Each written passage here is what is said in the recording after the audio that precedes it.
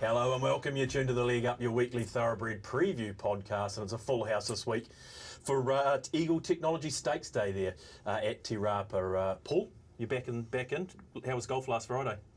Well, the weather really didn't play its part in the end out there at Clark's Beach. Oh, that's right. You were at Breeders' Day, weren't you? It was, the Breeders' Charity Golf Day out there. I think they got round, most groups got round 14, 15, 16 holes, and then they called it. It just was a torrential downpour. But they raised a lot of money, so it was a good day overall. Yeah, excellent. What are you up to the Savo? Got a bit of golf. Oh, okay, no, fair enough. You come in on your daft to do the leg up, don't you? You're a committed man, to be fair. Most days, yeah. Yeah, okay, very good. Morning, Steve. How are you? Morning, Thaddeus. Yeah, good, very well. How was last week? It was a good day's racing. I thought the track played okay, considering the rain that was forecasted around the meeting, but leading up to the meeting on Thursday and Friday. So I'm talking about Pukekohe, obviously, and the black type races. Ethereal Star has really put her name into commission, you could say, for the Karaka Million, and all reports coming out of the stable is that that's her up to the Karaka Million. She may have a couple of trials or exhibition gallops, but look, she's won impressively over 1100 metres. Time will be her friend on pedigree, and so will the extra distance, and she has won on the track where the grand final will be held this year, being at Pukekohe. So a lot of ticks in her favour. Ethereal Star. Let's Be Glam. I mean, you always go back and look at the results and see if you missed anything, but looking back, she was the best placed horse in that race, the Counties Bowl. She was a Group 2 winner, set weights and penalties, a Group 2 winner, albeit as a 2-year-old, the Diamond Prelude over in Melbourne. There was no Group 1 winner in that race. There had been Group 1 performers in terms of place getters, but no Group 1 winner, and she sat on the minimum, being a Group 2 winner of 53 kilograms. And so it all made sense. There was a bit of a miss at the start. That track condition was the thing potentially holding you back, but the track sort of probably played better than it potentially was rated. It got better. I've got it down as almost a 7. Right. It came up initially as a 9 and then got back to an 8 later on the afternoon, but times reflect more than it was probably closer to a 7 than an 8. There was the odd shout at the back end of the program, which just probably helped the track a little bit. But yeah, there was that trepidation around Let's Be Glam being first up, but the stable, Lance came out and said during the race day that he was very happy with her. No dramas with the track conditions. She was forward enough. She had plenty of work going into the race, and again with 53 on her back, she looked about the weight Darcy special. Labella as well. Darcy Labella was impressive. Yeah, she was. Yeah. She's getting a good horse's record now. Yeah, I think that's 8 wins from 16 14, starts, 15 starts. Yeah, so she's a winner, which Alan Sharrett can produce. And she, again, a horse that was well placed at weight for age, fillies and mares. She had a rating of 99. Interesting enough, she continues that rating of 99. She got no ratings on the back of that victory, basically because how well she was placed, and she was expected to do the job she did and put a margin on them. One thing about Darcy Labella, and I want to get BP's thoughts, and we'll bring him on shortly, is the nominations came through for the Telegraph during the week, and she's not there. Now, Alan's come out and said that she's going to have one more run and then spell her, but gee, if there's a trainer that can keep her going, because she has been up since June, but she's had her runs spaced out, she looks ideally placed to have a crack at Group 1, and that will improve and increase her value, because she's now a Group 2 winner, and the only way she can improve her value is winning a Group 1 here locally, domestically. And I thought the Telegraph, she's a strong 1400 metre horse now, which is the sweet spot to win a Telegraph. At weight for age, she's perfectly placed with a rating of 99. I went through the nominations. There's 2 horses that rate higher than her in the nominations. And that is Imperatriz and Levante. Now, both those horses are going to the railway. Will they back up in the Telegraph? Remains to be seen. I just thought she looks well placed to have a roll of the dice in the Telegraph, but not in the nomination. So, Alan, he knows best, and we may see her this time next year. Okay, let's say good morning to Brendan Poppable from Hamilton. BP, has it stopped raining up there? Well, it has for the time being, and then it'll rain again shortly, like it has for most of this week. It's been quite strange weather, to be honest with you. It's been warm. It's been around that 20-degree mark. It's just so tropical, and the thunderstorms that have been rolling through at night. Just something we haven't seen for quite some time. Certainly the time that I've been living here in this region, but. Yeah, they've copped it. Certainly the track for this Saturday out of Te Rapa, it's 153 mils of rain they've had this week. So this is going to test how good the track is in terms of its drainage, because we know it's one of the best drainage tracks that we have around, and it can quickly come back in that warm weather that we do have in between the rain clouds will help. So, look, it's a heavy 8, but it's just so hard to try and line that up now, Friday morning, before we get to race day. If we get no more rain leading up to tomorrow, and it's a fine day on Saturday, well then, maybe it can come back a point. So, yeah, that's the difficult part of trying to play into any early bets with the fixed odds through Friday and before Saturday's race day. Just on, let's be glam. Yes. Lance and Sam and the team were out at the charity golf day last Friday. Didn't give me the tip. You didn't, they kept it to themselves. Kept that one to themselves. Oh, yeah. How rude. Just You would have managed to find a winner somewhere or another, though, out there. Surely someone would have tipped you into something. no. No, nothing. No, nothing. Oh, Got okay. nothing. No. Leaf was out there as well. And he said nothing either. No, he said nothing. Oh, well. Hey, I'll tell you what, his tee shot on the 5th was absolutely horrific. And then he knocks that long putt in. Oh, I saw that. Was that part for on triple trackside. bogey, was it? Or No, because it was Ambrose. That was a nice little birdie for his team. Right. Yeah. I see. 60-metre putt, wasn't it? Something like that. 50 metres. Yeah, it gets longer every time I hear Yeah, it. no, that's true. I think that could be incorrect. Hey, BP, let's come back to you, mate, and touch on your Maidener of the week, please. 60, gee. That's 60 putting metres, yeah, I might That's have putting been. some extra mayo I've on there. overdone it. Yeah. It was 20 when he turned up to the races on Saturday morning, and now it's 60. That's certainly a fair bit of extra GST. Anyway, let's talk about Maiden of the Week. I'm going to go to Wednesday. Gee, this was a win. This was an incredible win, I thought, actually, in the loop. Now, it's in the green cap here of Mark Brooks's stable. Misses a kick by probably a length and a half, 2 lengths. Palmer gets to the outside. She wants to do a lot of things wrong, and she's about to balance up here, and then watch her then lug towards the inside. But also at the same time, she pushes a little turbocharge button as well and picks him up, the daughter of a reliable man. Wow, she's all over the place. That was some win. That was a really good win from a maiden horse who had just signalled on her 2 runs so far that she'd had this preparation, that she was working home, she needed more distance. She had 1,600 metres for her second start in her career, where she was working home, beaten 4 lengths behind Complicated, and then she's delivered that. So, yep, happy to follow her in with what she's done there in the loop. Okay, only a couple of days ago, Steve, you had a chance to crunch the numbers, because on the eye, an impressive effort. No, I haven't, unfortunately. But yeah, really good on the eye. Daughter by a reliable man. Surely she'll be nominated for the Oaks come March. And she's got a lot of upside. Very impressive, over 1,600 metres.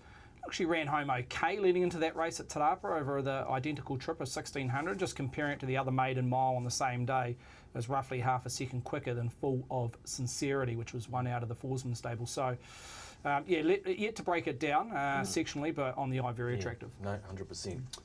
Okay, team, let's push into some race previews, because we've got a bumper day at Wanganui and Te Rapa.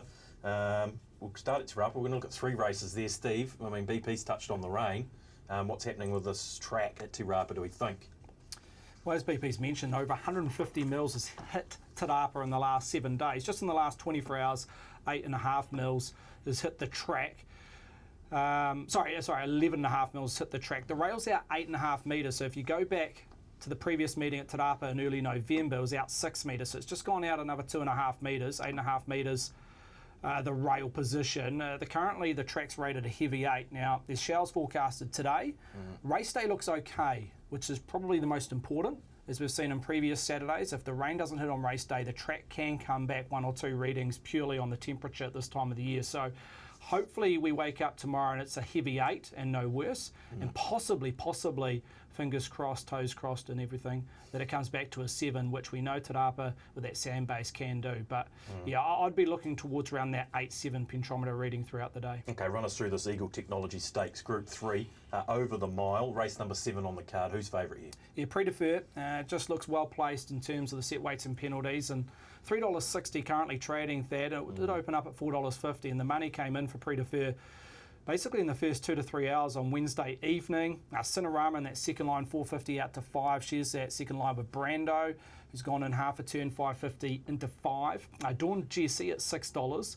Cheaper than Divorce. Little money here for the James Wellwood trained galloper. It's been in a few times, accepted, and has been withdrawn down to track conditions. It just may need the run from what I'm seeing in terms of money. 8 out to 9. Sea Jets, 9 out to 11. Gino Severini, 16 into 15. Got as short as 14 yesterday. And a couple I should mention has been Spec, Just Amazed, 26, even though it's out to 31, a break-even result for the local. And Akoya. Big syndicate involved for Cody Cole and Warren Kennedy, 26 out to 31. Almost an identical profile to Just Amazed in terms of the betting. But best back runner is number 2, Predefer. Yeah, would deserve a race like this, Predefer. Super consistent BP. That's not your money on Gino Severini that's turned it in a point, is it? Not yet, Thad. Yeah, look, he will be getting some of my money though, Gino Severini. I think he's a great each-way bet in the race. Let's jump straight to him. 15s and on the each-way and a top 4 chance, especially with his barrier draw. His barrier draw is nice. It's barrier number 3. I have a concern about maybe track conditions, but we know he's won that race at Tauranga on a heavy surface. And if it does come back to a 7, that shouldn't be too much of a problem. So, yep, he is a bet of some sort in the race, Gino Severini. Look, Predefer, I keep coming back to him as my top selection in the race. He is, as Stephen said, he's very well rated as a 102 rater in set weights and penalties race, isn't he, with carrying the 56 kilograms. If this track comes back to that 7 rating, I think he'll enjoy it more, won't he? We know once it gets beyond 8 or 9 and gets into 10, it's not really his go, and we saw that in the Livermore, but he can get away with it when it's on the cusp of a 7 and 8. And going over some of his form lines, he's won 2 races on a 7. He's also been placed over 2,000 metres on a 9 track as well. So there's a little bit of form there on that 7 to 9 that you can work with at least. Just don't want it to be bottomless and hoping, and you'd imagine it's not going to be. So that's what brings him into the race. We know his 1,600 metre form is terrific. Only a couple of starts ago he was Group 1 placed in behind La Creek. So they're the form lines that stand out with me around Predefer and why he is the deserved favourite. I know he can be a bit frustrating at times because you know he doesn't quite perform at that elite level.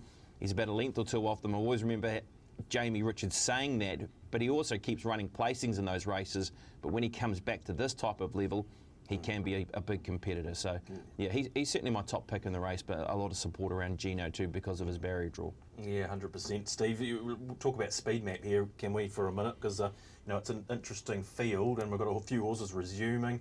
How's the speed map looking?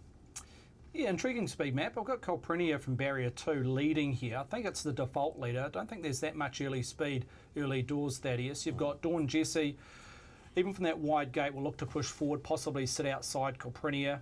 As I mentioned, overall, I just see average early speed. So there may be an opportunity for Taylor Mitchell on Wordsworth or in Serio to go forward from sticky gates. You see there just getting in behind the speed.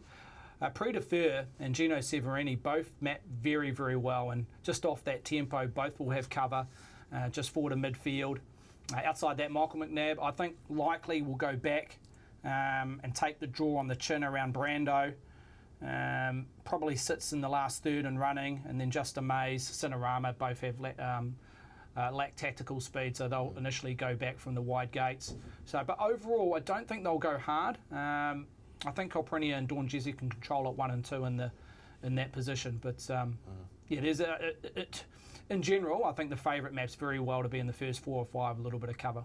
Okay, Paul, what are your initial thoughts here? We might take a look at Predefer's last start second shortly in the Tauranga Stakes behind demonetisation, but you'd have to have Predefer in your numbers somewhere. Oh, I love Predefer, and although BP does bring up the fact that he doesn't have a lot of form on a heavy track, of the 4 runs he's had on a heavy track, 3 of those have been Group 1 level.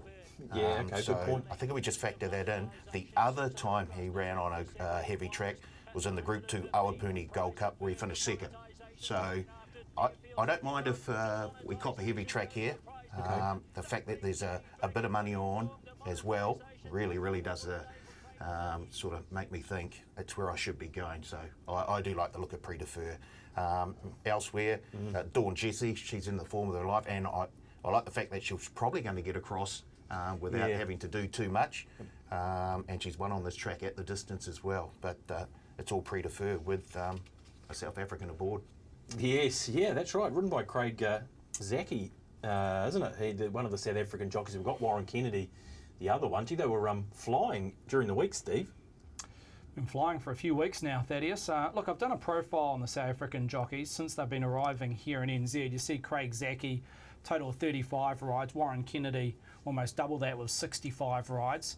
Zach with 6 wins currently. Warren Kennedy at 10. And you see there Warren just starting a little bit earlier on the 10th of October. V. Craig was starting early doors in November. Median price identical here at a $10 price. So that's basically suggesting that they've had to do it the hard way. They're getting on horses that are outside the top 2 or 3 in the market, finding that middle range for the majority of their rides. The winning strike rate, 17% for Craig, compared to Warren at 15%, but both exceeding market expectations. 17 versus 10 there for Craig, and Warren Kennedy 15 versus market expectation of 9. So they're exceeding that, which is always the key point. Also, in terms of profit on turnover, if you put $1 on each of their runners, you're getting 25% for Craig's return and 149. Now, that 149 is obviously helped by Warren Kennedy being aboard See the Light, which won at 90 or 100 to 1 7 days ago. So a little bit flattering around that percentage. But a key, once again, the profit on turnover. Now, when they're given the opportunity, so this is $10 or less, so they're pointing to the market. When they're on horses in the market, again, Craig 145% and Warren 103%. So again, they're really tracking and providing a nice little money spin for the punters. I'm just wondering when the tide's going to turn, when punters are going to start to gravitate towards their mounts or their horses, and it's going to balance up a little bit. But obviously it's just taken a little bit of while for us to get to know these jockeys, their class, their ability, how they situate in terms of leaders, backmasters, etc. But in general, they're providing a nice little profit for punters if you're following them. Okay. Just on those 2 Springbok superstars, Yeah. I had a look back at Pukekohe Cup Day. Yes. They ran the Quinny in 3 races on Pukekohe Cup Day. Race 6, the Quinny paid $37.40. Yeah. Race 8, the Counties Bowl, paid $8.30. Yep. And race 11, $45 Quinella. So those boys go, and they ran 2nd, 3rd in the Challenge Stakes as well. So Okay. if you're not following them now, you probably should. Well, be. you And the big stables are using them. Yeah. Tiakau, Andrew Forsman, Yeah. Marshy. So the big stables identified their work ethic, their ability to ride through track work, probably get that edge before punters assess them on race day, and they're getting some nice rides on the back of that. Yeah, okay. BP, who else do we need to touch on here? Look, see, Jets was very good last time out, going for 3 in a row. Brando, Cinerama first up. There's a few ways to slice it. It always worries me when there's not a lot of money around an Alan Sherrick runner in Cinerama. Yes. Just also too, I think Stephen will probably produce a Joe Doyle page rather shortly as well in the next few weeks, because he's another rider that's arrived obviously from Ireland and has hit the ground running and winning a stakes race yesterday, of course, with Devastate. Yeah, look, Cinerama's an interesting one. It's a tricky one to try and line up, actually, I find her. Now, she's a horse that's in foal. She was last presented when putting them away in the Rotorua Cup. But we do know she can excel over 1,600 metres. She's a horse that has won 3 stakes races over that distance, won the White Upper Breeders a couple of times, being one of those races, and also a Cuddle Stakes. But how do we line her up for tomorrow's race going into this first up? I find her a hard one to assess. I don't want to drop it because we know how classy she is, but just where does she sit? Is there any money for the horse, first of all, Stephen? No, she's too short at $5 for me. Obviously, the punters will be wanting to hear Alan's thoughts where she is, but from all accounts, she's going to have a 4-race program and then retire for good. As you mentioned, she's in foal to Tarzino. She's never produced first up. A lack of tempo doesn't suit her. From barrier 10, they'll go back to the last third. I just don't think this is her race. Alan will have something worked out. 3rd up, 4th up, it will be a grand final. It could be a Group 1 somewhere, maybe the Thorndon. I'm not too sure, but at the price, and it all is about price and the sensitive of it, and at $5 she's too short. I marked her close to double figures. She's got to drift on race day. Yeah, okay. Well, Cinerama, it's going to get right back, isn't it, Steve, to be fair? And just first up, no trials. I know they will have jump outs, etc. at New Plymouth and around that area where they can get their horses fairly ready, but look, she would have had to travel to get in foal up at Westbury Stud, go back on a float, travel back to the Naki. Yeah, look, I'm intrigued to hear what Ellen says tomorrow and where she's placed. But for me, at $5, I had a probably fourth or fifth fave and close to double figures. So I'm expecting her to drift. Okay. You got Sea Jets in your number, Paul? Because I'm quite keen. I was impressed last start around Sea Jets and this win. I think, Steve, you even suggested these numbers were pretty good as well. You got Sea Jets, Paul? Yeah, certainly. You've got to have him in there somewhere. Should handle the conditions as well, and the form line looks very, very good. Winning 3 out of the last 4. That was it. Don't know if that was 1200, Steve. Was it this race? Was it for No, Sea it wasn't Jets? 1200. I think it was 1500. Yeah, 1500. But the form stacked up. Self Obsession, who ran second, has come out and run second for BP as his best bet last week in the Counties Cup. Oh, you had to get a dig in, didn't you? But look, the figure was very strong. A fraction over par for a 1500 metre stakes race. Look, Narajan Palmer stays aboard. Now, he won. This was a stakes win for the young man, and he's flying Yeah, I at was the going to minute. say, speaking of good jockeys. He's not able to claim, but he wasn't able to claim on this day either. But just going back, he's produced 5 wins in his last 9 outings, Narajan Palmer. So a jockey flying at the minute. He had 3 wins at Alpuni last Saturday, and so no real knock. Even though he's an apprentice and he's unable to claim that 2 kg allowance.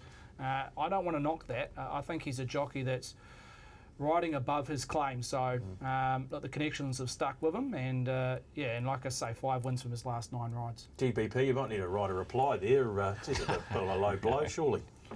No, it's all right. I know where he's going there, Mr. Hunt. Yeah, he'll keep. Your Palmer is flying. We probably need one of those as well, Stephen, if you could work on that bit of homework for you for next week. He is a lovely rider as well, isn't he, Narajan Palmer? And he's getting the opportunities, and we're seeing that with those current victories. It's good. We need these jockeys to be coming through too, don't we? And we needed the international jockeys to be able to help our senior jockey ranks. Cameron Lammis coming back too, so Opie's back in a couple of weeks' time. So things are looking better, aren't they, for our riding ranks as we get to this is our heart of our season coming up. From basically last week right through to March now is where we have our best racing. And we want all the best jocks firing on all cylinders towards those races as well to make the racing as competitive as possible. Look, overall, I like Prix de Fer. I've got it on top as my number 1 selection. Looking for a power play option. If you throw Gino and Prix de Fer as both the top 4, that would be quite a tasty power play. And if that's not going to happen, I'll probably just have to have an each-way ticket on Gino Severini as well. I'm sure the boys will be able to doctor that up for you. Paul, what are your final thoughts here in the Eagle Technology? Let's just stick with the South African, Craig Zaki. Prix de Fer. Prix de Fer on top. Okay, very good. I don't want to move on, Steve, without talking about Brando quickly though.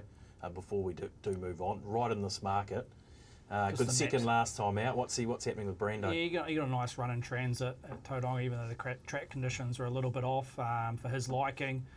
Again, track conditions a little bit of a query. The map's the sticky part, assessing his chances. Again, as I mentioned earlier when we brought up that graphic, I think Michael McNabb just has to take the hit on the chin here and go back to the last third from a sticky gate, because if he looks to push forward, he could easily be stuck 3 wide without cover. So I think they go back. It's tempo related. We know, looking at Te Rapa, historically it can play advantageous to on speed. So, but you've got a little bit of data to assess prior to this race being race 7. But yeah, the map's probably the biggest challenge for Brando and Michael McNabb. Okay, interesting race. A lot of chances, to be fair, in this year's Eagle Technology Stakes. I want to move to race number 5, gentlemen. That is the Trevor and Coralie Eagle Memorial for the 3-year-olds over the 1500, Steve. You're headed by a matter of honour, $2.50, been backed in from an original quote of $2.70. It's looking for 4 on the bounce, this preparation for Michael McNabb, Tony Pike, so betting profile there. Whitac, also well played, 5.50 into 6. Channel Surfer, 8 into 7.5. So the top 3 in the market have all firmed at least half a turn. The Siddharka, $8.50, remains the original quote. Materical with the blinkers on at a $12 price. Savoir Faire, 16 into 14. I know a big syndicate involved, but it's intriguing money there in the middle market. Lippy, $16, unchanged. See the Light, 14 out to 16. Best of the rest is Cruise Missile, potentially a pace influencer, 18 out to 21. So overall, matter of honour, the best lead I can give, but they're specking around Whitac, Channel Surfer and Savoir Faire.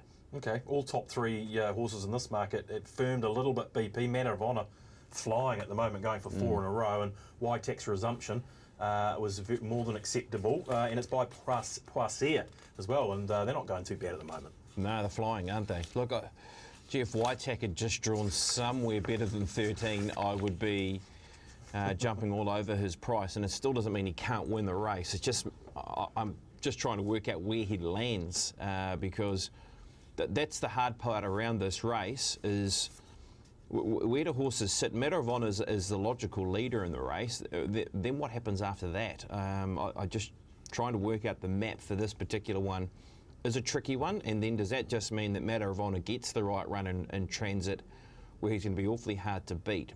He's on an upward plane. He looks to be a really nice progressive 3-year-old, doesn't he, with what he's done so far. His dangers, and look, there's quite a few of them. This is a nice race. Channel Surfer, look, he's bounced out of 2 brilliant races. His maiden defeat behind Diamond Discovery, look, he was the run of the race. He was one of the runs of the race meeting. He's run, 3rd behind Pierre in a Hawke's Bay Guineas. Now, this is a horse who hasn't won a race yet, but Channel Surfer looks to be a really nice 3-year-old. Cruise Missile, I thought, bounces out of a good maiden race. I think he's a horse to watch in terms of a Derby prospect, Cruise Missile. So there's a lot of depth to these horses, even under these top 3 or 4 favourites. I mean, Whitex has Group 1 form. This horse was Group 1 placed as a 2-year-old in a Manawatu size Produce Stakes, and then was placed in a Champagne Stakes when beaten a very narrow margin by Sharp and Smart. He's a heavy track winner. As I said, if he'd just drawn an alley, I would be really keen to climb aboard Whitex. Craig Zacky's aboard. His run first up just said, back me next time to the races. If he can get somewhere where the map's in his favour, but unfortunately it doesn't look to be in his favour with how Matter of Honour might find the front, he could be a bet. So, yeah, that's the only thing I'm struggling with this race. Okay, well, Matter of Honour, look, I think deserves to be the benchmark of what we've seen in the last start win at Awapuni was very good, Paul. It really was, and it's hard to fault his form line. I think there have been a couple of runners that have gone on to win after his maiden victory. It's one on a good to a soft track, 1500 metre looks ideal. So, yeah, I can understand why the money's come for Matter of Honour. And it's fairly that we had a bit early money on Whitex as well. So, obviously, there's a bit of confidence about, regardless of the draw, of the chances of Whitex in this 3-year-old race. But I like the look of Savoir Faire at a price as well. 16s into 14s. Yeah. Look, has been very, very tardy at the start of all 3 races to date, but flew home last time, recording the fastest 400 and 200 metre splits. Hopefully Grills can get him out of the gate nicely, and if he does, he's got the draw to be right in this. Yeah, okay, there is money for it in that middle market, but look, Matter of Honour deserves to be the benchmark, Steve, but that run of Whitex resuming for 3rd was a very good one indeed. Yeah, it was. Just on Matter of Honour, just before we can see this footage here of Whitex, who got back from a wide gate. It was 3 wide for the majority, albeit with cover, and ran home nicely. The race shape did suit Whitex here. They went out fairly hard. Now this is against older horses, which is a nice little line for 3-year-olds dropping back to their own age. So it had all reasons to finish off strongly. Just got beaten by Western Springs, who might have come back bigger and better than previous campaigns. But yeah, no knock around the horses it's been beaten or it's surrounded by at 65 grade there. But Matter of Honour, I go back to that 3-year-old race there. Look, I don't think it bet much, but the time was okay. I think those 3-year-olds that bet it that day at Awapuni are probably the B/C graders. Hokkaido, who was flashing into 3rd position, might be an exception, but I think that's been sold as heading over to Australia in recent or in their time. So, but that's no real knock because, again, Matter of Honour did a good job off the front. They didn't go hard to the 600. They've come home some really good sectionals. And his last 200 was recorded at 11.55, which is roughly around about 1.5 lengths above par to say he can stretch it out to 1,500 metres on Saturday. So, yeah, look, I've got no dramas around the tempo. And from a sticky gate from barrier 7, I think he gets across easy enough. And I've got that in Cruise Missile running 1-2, and they can control it from there. Okay. You touched on Channel Surfer BP, and Look, it hasn't won a race yet. 5 starts for 3 sort of placings, or 4 placings might have been B. And last start run was very good though around Channel Surfer. Yeah, it was. It was. Look, it bounced out of the right race. I think it's a maiden race worth following. Yes, okay, we wanted the winner maybe to come out and perform better yesterday in a stakes race. But look, overall, it was one of the runs of this day, to be completely honest with you, in Channel Surfer to finish into second position. Look, what he hasn't had in these recent runs too is a decent draw. And look, he's drawn barrier number 10 or barrier number 9 for tomorrow's race. When he was in the Hawke's Bay Guineas, he drew 10, he drew 11 here. It's a very good run from him though, to hit the line from back in the field with how that race developed, and was, I thought, one of the runs of Melbourne Cup Day out of county. So he's right in this race, he really is. I find it hard to get away from these 3 in the marketplace just with what they've shown, but I do think there's a couple of others worth following. Sadaka is a horse that Stephen Marsh decided against going down the line and tackling the Wellington Stakes, and decided to stay closer to home with her. Cruise Missile, you mentioned See the Light with Warren Kennedy, who produced it at a really big price when winning, when taking that race out on Melbourne Cup Day. It's beautifully bred. There's just that right sort of depth to it, and it's a chance to try and line up some of these other 3-year-olds that haven't won races against these 2 or 3 at the top of the market. So, I think it's a good race. Yeah, there's no doubt it's a good race. Who else in your numbers here, Paul? You touched on Subway Fair, Waitak. Anything else we need to discuss before we move on? Well, it's hard to look away from Tony Pike and Matter of Honour, isn't it? Thoroughly deserves the favouritism there. So I'll be playing around with those numbers a wee bit, the 1, 3 and the 8. And hopefully pick up a little 20. So you're going to Waitak or Matter of Honour in the end, BP, sorry? Or Channel Surfer, sorry, if I had to nail you to the wall. Look, if I can find one other horse that can just add a little pressure to this race, I think I would be with Waitak. Yeah. Cruise Missile, top 4, I think is potentially a bet, and he might be a bet in the Derby. He's $41 in the futures Derby market as Cruise Missile, if you're looking for sort of a long-range specky. And you can probably take those sort of specky bets in that marketplace with the future proof that's available to you too. So this race could have some ramifications around that Derby market and horses wanting to head that way. Okay. Cruise Missile, your son will have a gold coin each way as well, potentially? Yeah, no doubt about that. He's a big fan of Lincoln's Cruise, which is actually spelt with a K, and he is spelt with a K, and this Cruise is spelt with a C, but either way, yes, he will be on via me, of course.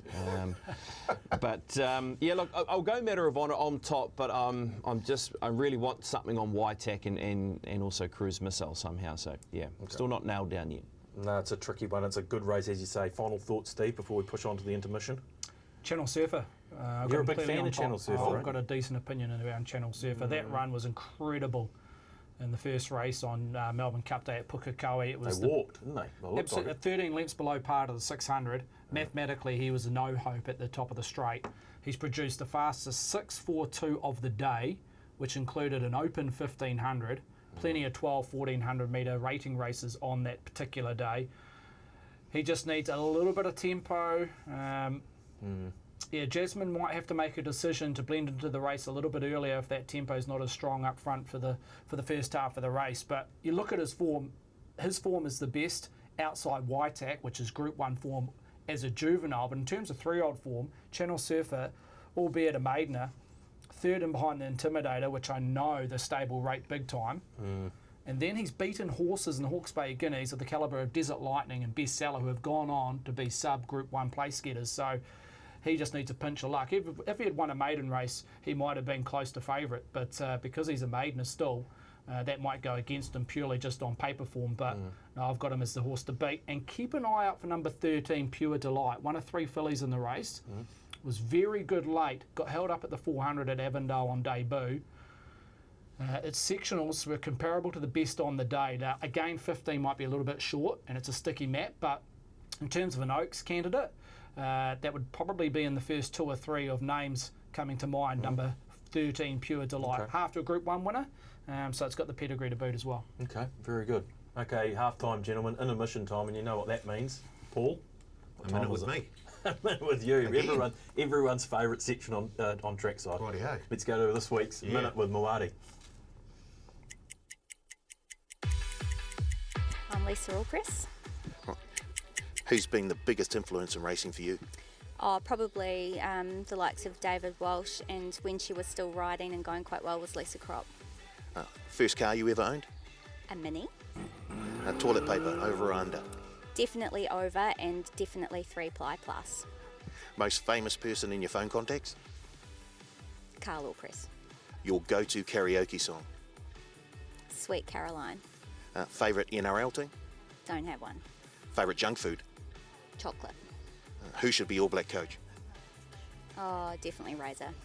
Who has it easier, jockeys or trainers? Definitely trainers. Your favourite board game? Monopoly. Union or league? Definitely Union. Favourite cocktail? Ooh, mojito. Fill in the blank. The best Barrett brother is? Oh, definitely Geordie. First celebrity crush? Ooh, Johnny Depp. Which player would you most like to see at the Warriors next season? You don't really care, do you? No, no interest. Favourite movie? Nope, don't have one of those either. Favourite horse you've ever ridden? Oh, definitely. Oh, that's a toss-up. Had a really cool horse in Singapore called Emperor Max. You can invite 3 people to a dinner party. Who are they? David Ellis, Mark Walker, and Opie Bossum. Race you'd most like to win? Every race. And a horse we should be keeping an eye out for this season. Strides. Fantastic. Thank you, Lisa.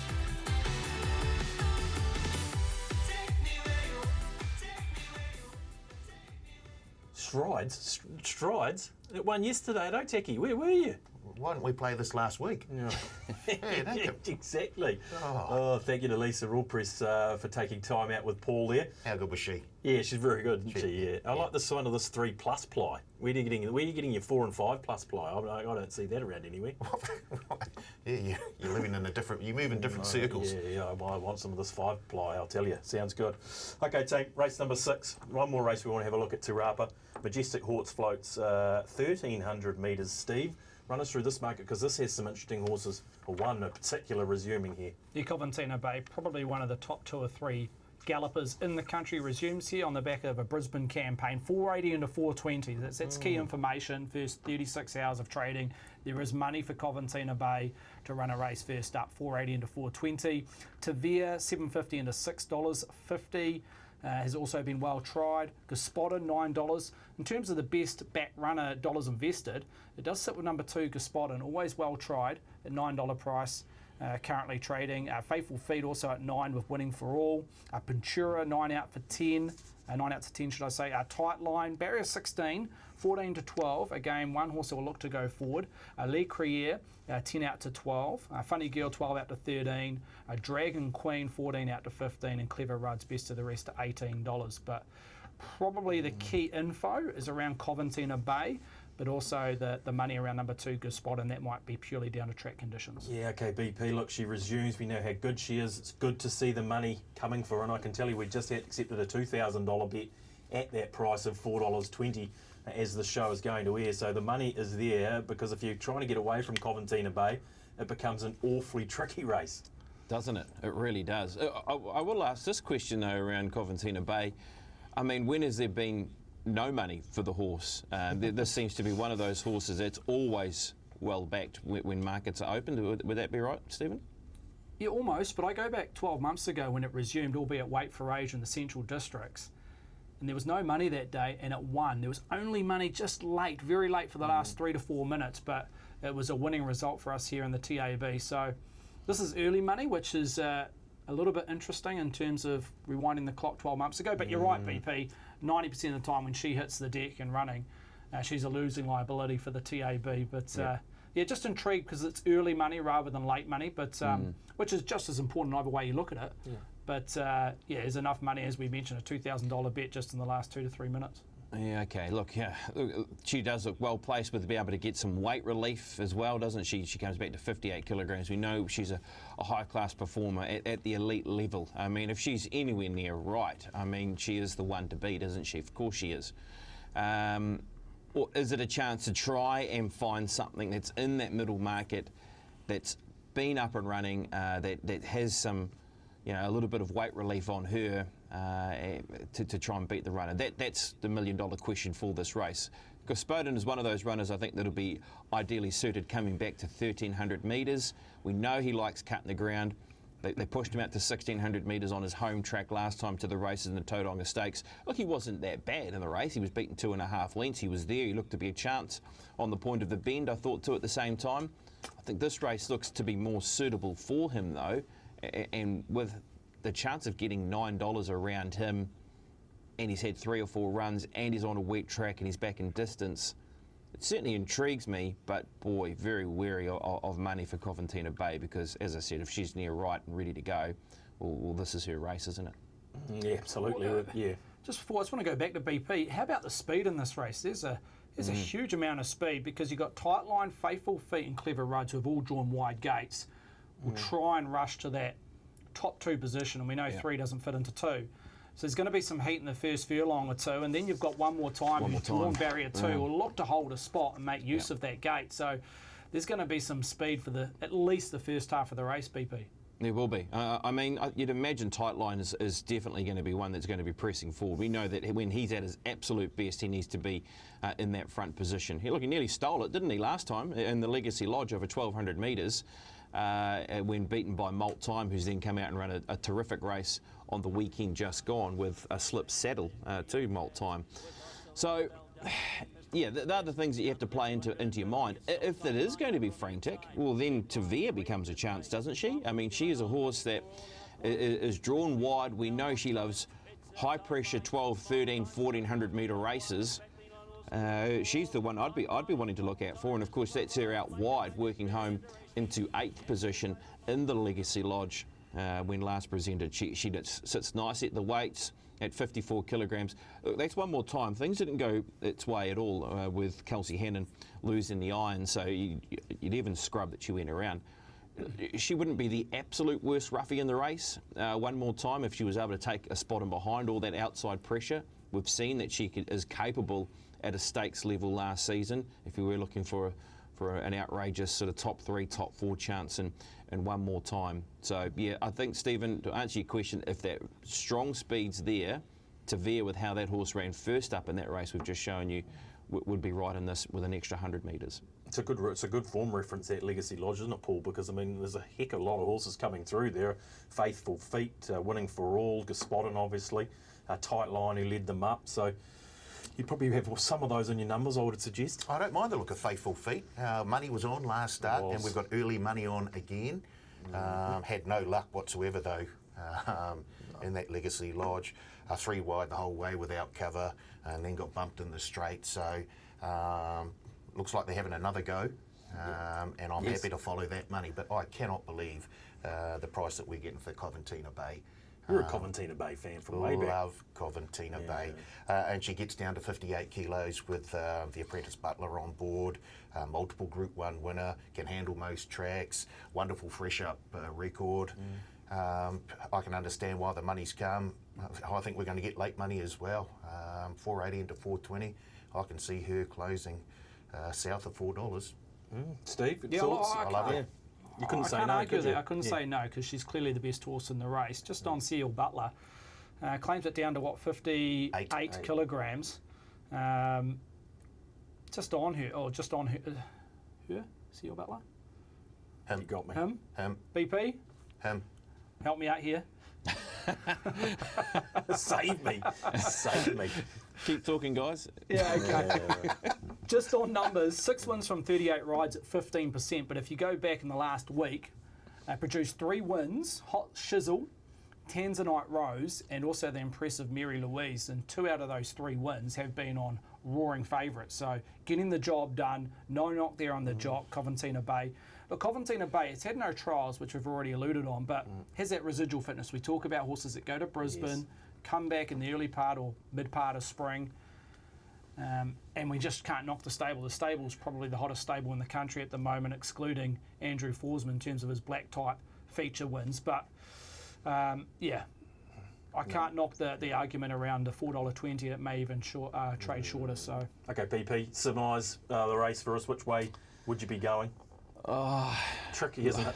It is. I mean, I want to back Coventina Bay. I really do, because, as I said, it's the class horse of the race, and even with that bit of pressure in the race, it just means that she'll just camp off them and be too good for them. There are two horses that I think are worth speccing in the market, that being Tavia, the 7, because of the high pressure in the race, and both Gaspot, and they're the two that I believe that can be a part of this. I'll go Coventina Bay though, with her being the class act in the race.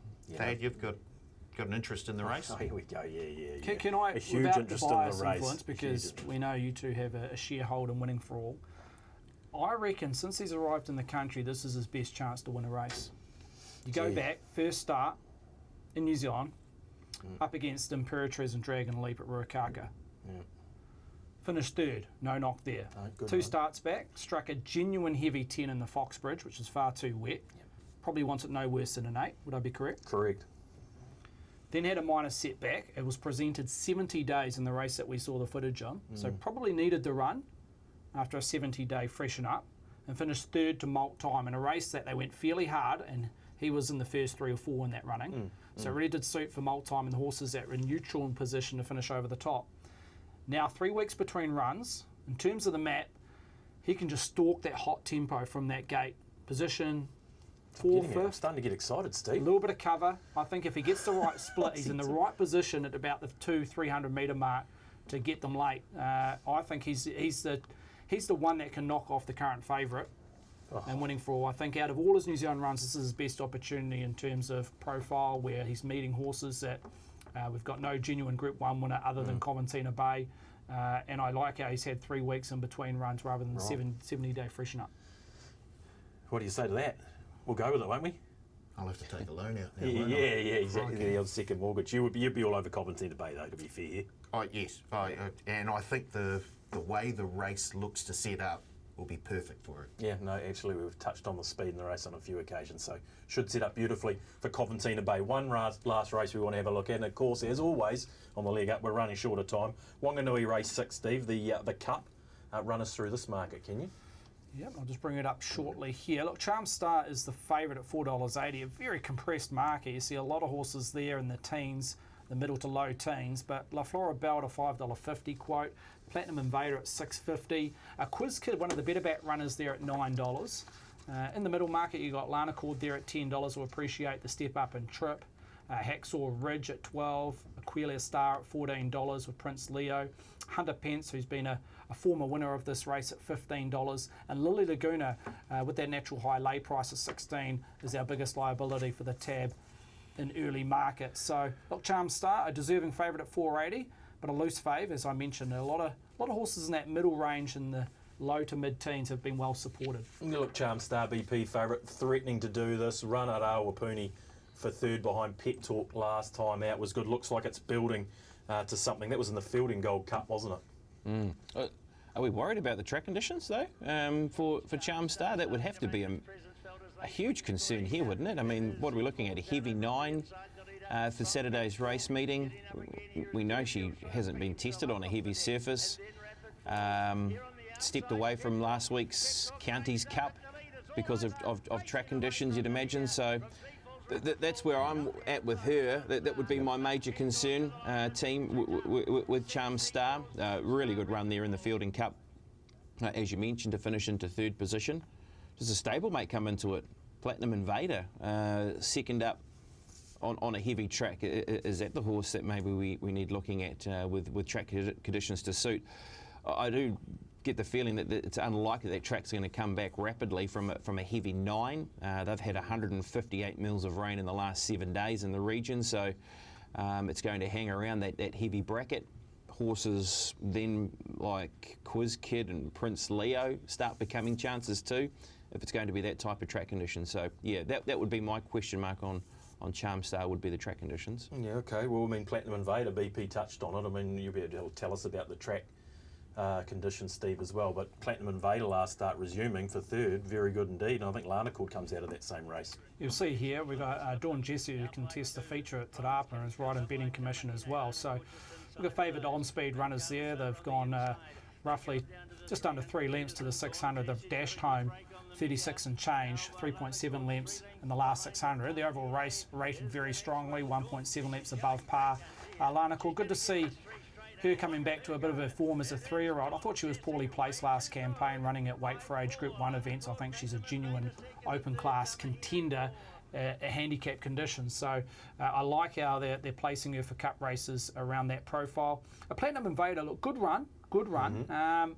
The knockers, and we do speak about this season after season, is open handicap races. The market tends to drift away from the top weights, and they look for horses that sit in that middle range or on the minimum. So Platinum Invader has to buck the trend there. 60 kilograms he's been given, and on a rain-affected going, it's going to be a big task. So I'm not sure about Platinum Invader just on that profile, but look, I don't have a strong opinion. The track conditions make it a little bit curly.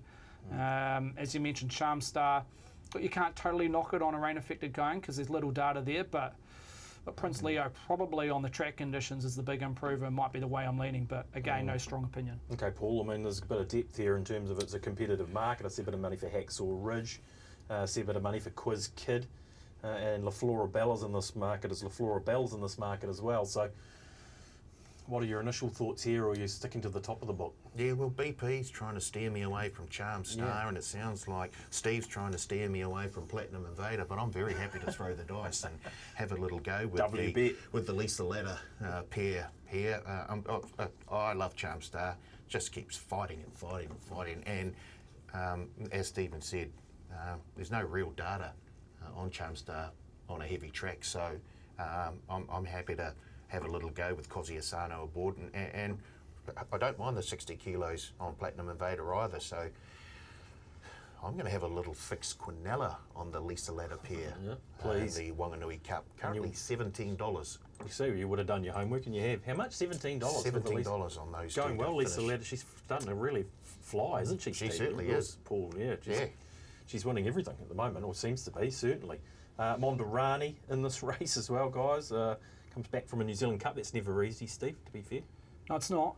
Again, another horse that won't mind the heavy track, currently reading Monderani. I thought it was a little bit disappointing, its campaign down in Christchurch, the defending champ for the New Zealand Cup, even though the stablemate came out and did the job for the punters. But And yeah, BP.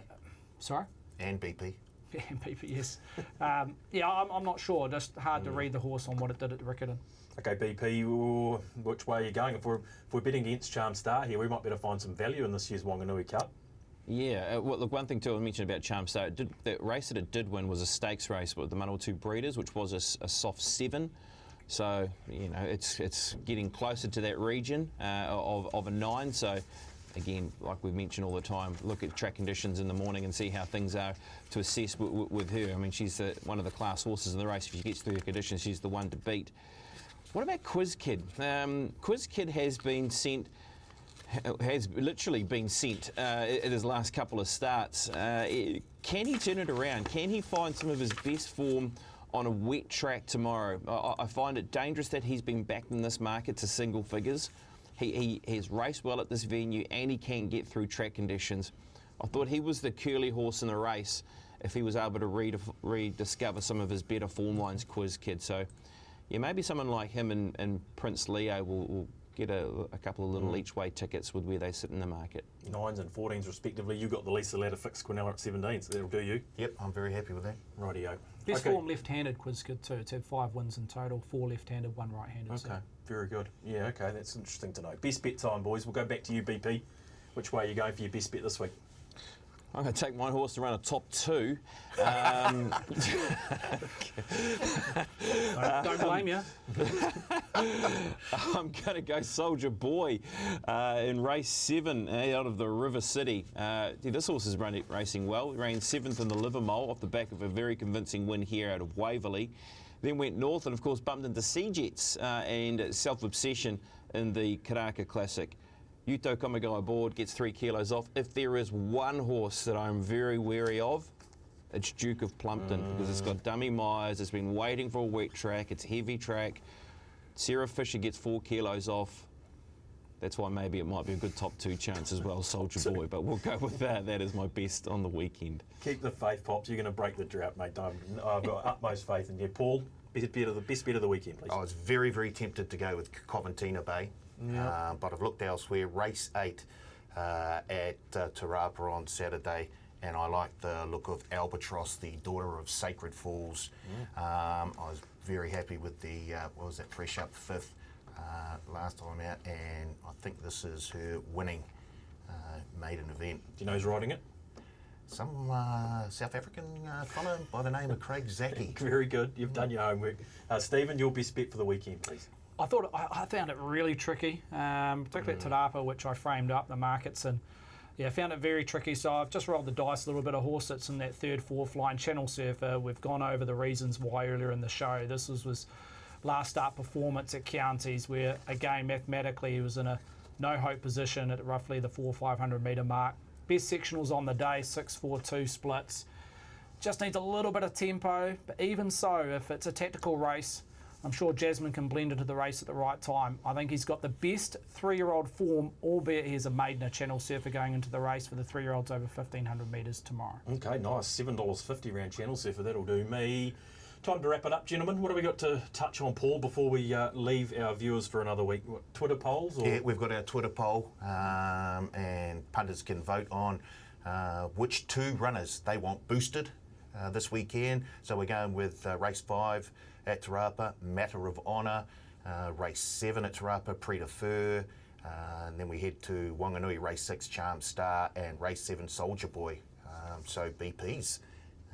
Bit of the weekend. Could be in there, yeah. In there. And if you leave a comment, you'll go in the draw to win a $100 bonus bet. And they're at Tone Halve. At Tone Halve. Like that Last week. Last week's winner, wasn't he? He got a $100 bonus bet for his account. So well done to him. Go and leave a comment. No deductions promotion still in play at this stage till the end of November, is my understanding, but that might be extended potentially, fingers crossed. It's been the best spring for it to be with the rain available for Depends punters. which way you I'm not talking from your point of view, Stephen. I'm talking from the point of view of a punter. It has been it's been a lovely little. I guess It's been nice, isn't it? Because we don't have to worry about it. No. Forget about it. Take the price and forget. You got about your it. price. Yeah, and bonus back blitz is still in play on Saturday, Paul. Bonus back blitz, if your runner finishes 2nd, 3rd or 4th, you can get your money back up to $50 as a bonus bet. The first 4 races at Rosehill, Caulfield, Te Rapa and Wanganui. Very good. Okay, gentlemen. Thank you, BP, for your efforts as always. No worries, team. Yep, looking forward to Saturday. Leith and I will be on track, so we'll bring you all the information there from Te Rapa, so it should be a good day. 100%. Yeah, good to see you back on track with Leith there. Thank you, gentlemen. We'll have to wrap it up for another week. You go and play some golf, Paul, eh? Yep, I'm off to the big HVH tournament. Oh, yeah, okay. And at Te Tahi Bay Golf Club. Te Tahi Bay International Golf Course. Lovely. Yep. Thanks, Steve. Trentham features, Telegraph, the Wellington Cup, and the Thorndon Mile out, if you're watching the show live, Friday afternoon. Yep. And next week we're on course. Are we? On the Friday out at Trentham, leading into Captain Cook Day. We'll see about that. Oh, well. Thanks for joining us once again on the League Up. We'll see you in 7 days' time.